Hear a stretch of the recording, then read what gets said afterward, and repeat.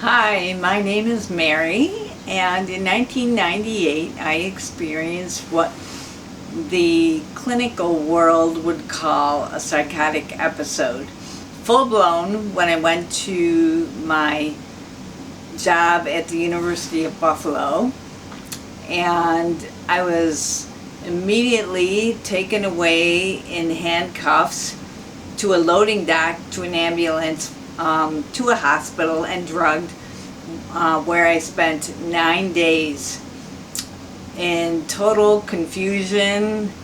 And when I was released at that time, I was labeled bipolar, and I was put into the mental health system, where I spent 18 years because I had small children and I was worried about losing them. And I was only equipped with what I knew about the mental health system at the time, which was insurance and labels and being compliant with pharmaceuticals and psychiatrists and counselors. So I remained in that system for 18 years until 2016, when I had a confused episode after two very traumatic experiences in my personal life and my professional life. They coincided. And so I was hospitalized again, same hospital, completely different experience. While I was in the hospital, I heard a voice say, bipolar disorder. That is just a term. It's not who you are.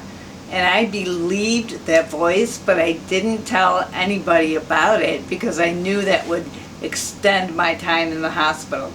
So after 9 days again, I was released, and I had 5 weeks at home to recover and to really take a look at that experience.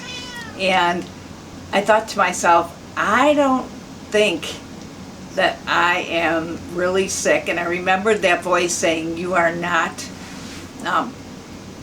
bipolar disorder is not who you are. And so I started looking at the experience differently. And that was the first time I dropped my label. And I thought, if I had that experience, then many other people may have had the same experience. And I began approaching it from a position of wellness rather than illness. And I found people online. And so since that time, I have been researching the mental health system.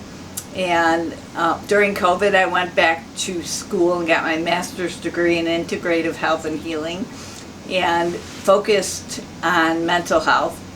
And aside, extracurricularly, I started reaching out to people who had the same experience, and found hundreds and hundreds and hundreds.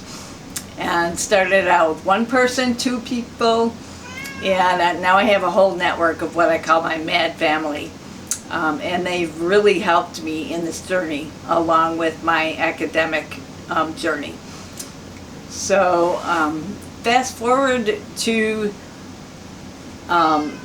COVID, when I got my degree, and then after, fast forward to 2023, I discovered the village of Yellow Springs, which is a very holistic village, a lot smaller community, and a lot more tolerant of holistic healing. So I moved here in 2024 and started my